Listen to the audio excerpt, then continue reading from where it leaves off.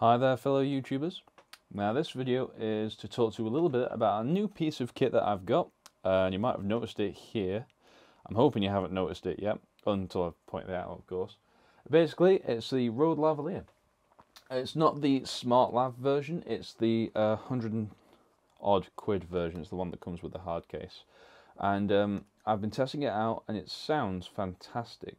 But I've noticed a lot of people on YouTube are using the wrong settings and they're getting little bits of distortion and it's peaking, and I'm going to tell you a little bit about that.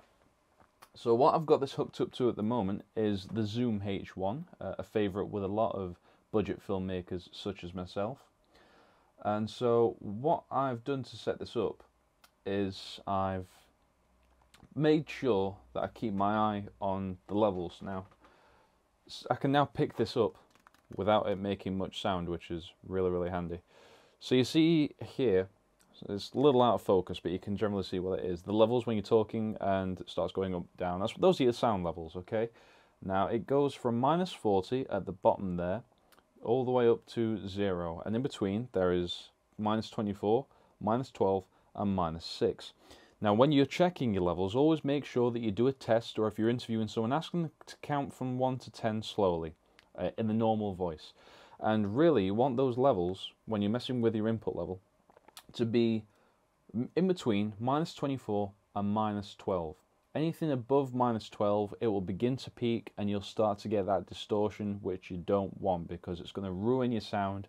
It's almost irremovable unless you've got some really pro sound software.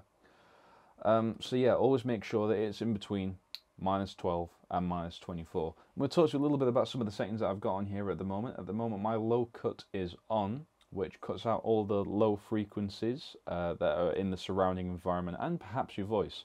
I probably don't sound that much different to what it would be if it was off, but you might be able to hear a bit more background noise such as traffic or maybe wind if the low cut was turned off. So it's always a wise decision to keep it on. Never use auto leveling, which is that thing on the back there. Sorry, there's the 3 switches. So the low cut, that one there, is on. Auto level is off. Auto level is when you let the microphone decide, you know, what's the best levels for you. And because it can change its mind all the time, sometimes it can ruin your sound, because sometimes it ends up being too quiet and then it ends up going too loud and you get a lot of grain in the background, you know, white noise. You don't want any of that. Always make sure you check the levels for yourself.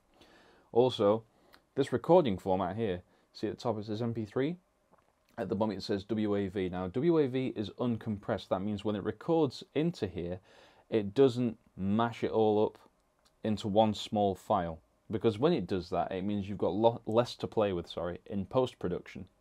Which is okay if you want to save battery life and you want to save time on your memory card, but if you're recording pro and you'd like to be able to do more with your sound in post-production, always record in WAV, but always make sure you bring some spare batteries with you as well.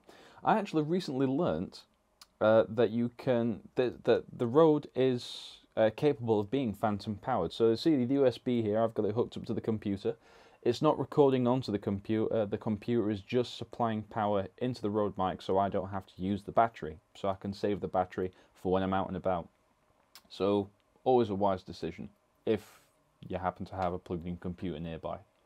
Also, we're going to go outside now and test this out there to see what it's like in a more natural environment instead of a quiet room like this.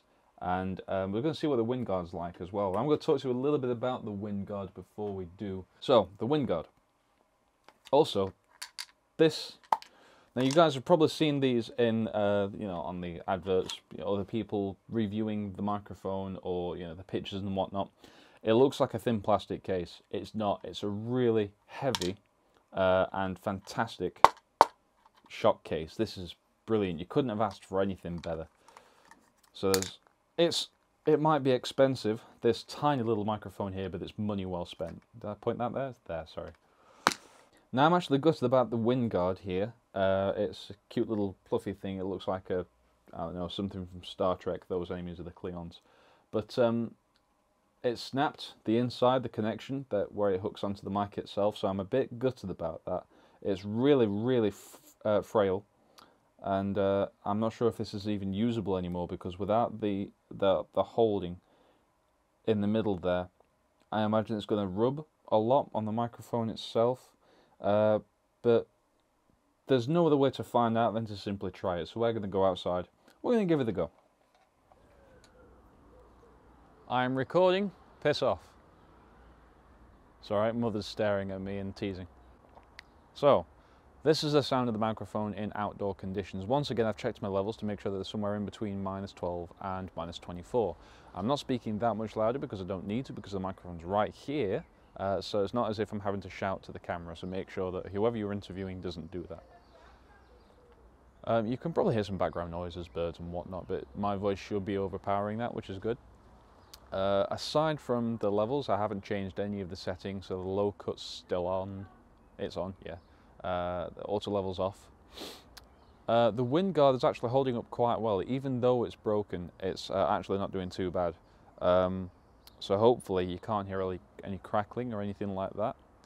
So yeah, this is what it sounds like in outdoor conditions. Also, since I've got this hooked up to the Zoom H1, I can quite happily put this in my pocket, and you guys don't even notice it's there. So it's a case of press record, slide it in there, wires are pretty much hidden, that's there, and I can move around and do my thing, so it's all good.